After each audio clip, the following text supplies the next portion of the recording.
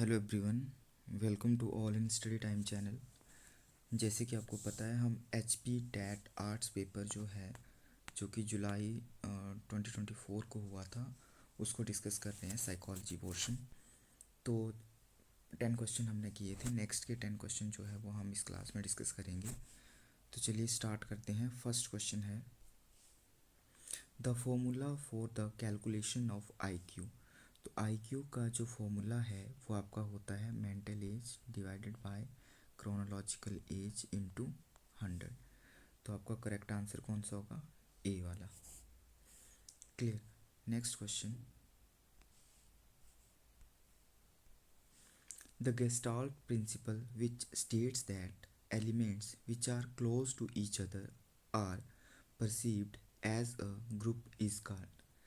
वे तत्व जो एक दूसरे के पास होते हैं उन्हें एक समूह के रूप में देखा जाता है। इस सिद्धांत को क्या कहा जाता है?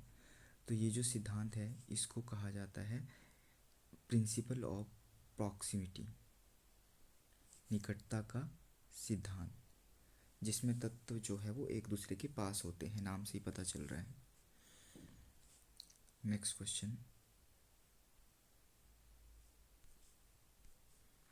The process by which we recognize and interpret sensory information into a meaningful whole is known as।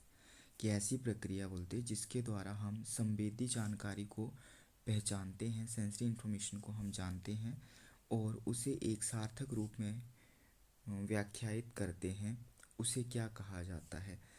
तो सार्थक रूप में व्याख्यायित करना, उसको हम बोलते हैं, मतलब उस चीज़ की हमें जो है वो एक तरह से अनुभूति हो जाती है। ठीक है, संवेदन अनुकूलन ये नहीं होगा, क्या होगा?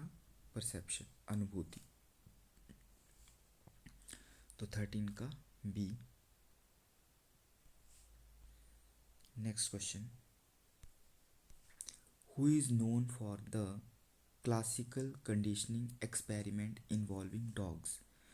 कुत्तों से संबंधित शास्त्रीय अनुबंधन, क्लासिकल कंडीशन जो है वो डॉग वाली जो थ्योरी है वो किसने दी है? सबको पता है आपको कि पेवलव की थ्योरी है वो। ठीक है, तो वो दी है डी। करेक्ट आंसर हो जाएगा Ivan Pavlov.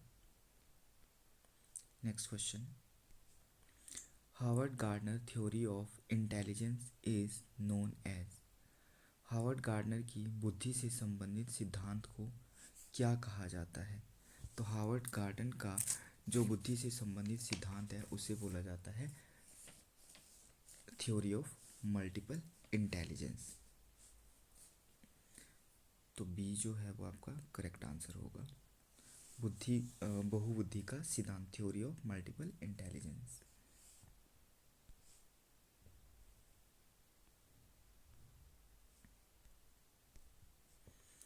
Next question, the test which contains a number of wooden blocks is known as. वह परीक्षण जिसमें कई लकड़ी के ब्लॉक शामिल होते हैं क्या कहलाता है? तो उस टेस्ट को जो है वो बोला जाता है कोहस ब्लॉक डिज़ाइन टेस्ट है वो।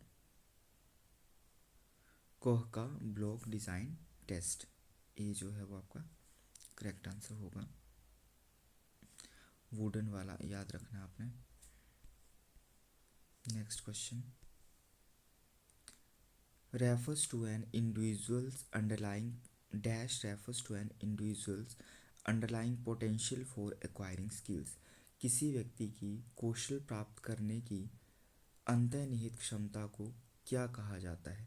कौशल प्राप्त करने की अंतर्निहित क्षमता को जो है वो आपका अभिक्षमता बोला जाता है, मतलब एप्टीट्यूड। 17 का C. Next question, as a person we always make some judgment about our own self. This is known as। व्यक्ति के रूप में हम हमेशा अपने बारे में कुछ निर्णय लेते हैं, इसे क्या कहते हैं? तो अपने बारे में जो हम निर्णय लेते हैं उसे सेल्फ कंसेप्ट बोलते हैं, आत्म धारणा होगा। 18 का C. 19th question, who created the thematic appreciation test. Thematic appreciation test जो है वो किसने बनाया है? तो ये जो आपका 19 है, मॉर्गन मोरे ने, बाकी नहीं होंगे, मॉर्गन मोरे ने जो है ये दिया है। Next question, 16 PF questionnaire was founded by. 16 PF प्रश्नावली की स्थापना किसने की है? तो ये जो है वो कैटल की है, याद ही करना पड़ेगा, बाकी कोई नहीं आएंगे। तो इसकी स्थापना जो है वो किसने की है? कैटल ने की है। तो आज की सीरीज़ में जो थे ये नेक्स्ट वाले 10 क्वेश्चंस थे। इसी तरह से जो है वो हम हर एक क्लास में हर रोज़ जो है वो 10 क्वेश्चन साइकोलॉजी के जो है वो डिस्कस करते हैं। साइकोलॉजी में 30/30 स्कोर क्वेश्चन हम धीरे धीरे जो है वो बढ़ाएंगे और थोड़े ज़्यादा डिस्कस किया करेंगे। 30/30 स्कोर करने के लिए आप जो है वो हमारे चैनल को सब्सक्राइब कर सकते हैं और साथ में आगे जो है वो मैं आपके लिए जो है ये एक्सप्लेनेशन भी साथ में लेके आया करूँगा। ठीक है, तो साथ में आपको एक्सप्लेनेशन भी रिटर्न रहेगी। देन आपकी जो ये PDF जो है वो आपको शेयर की जाती है टेलीग्राम पर, तो आप टेलीग्राम भी जो है वो ज्वाइन कर सकते हैं। आई होप आपको जो है वो क्लास अच्छी लगी होगी। इसी तरह से जो है वो प्रेपरेशन जो है वो करते रहिए। Thanks for watching, thank you.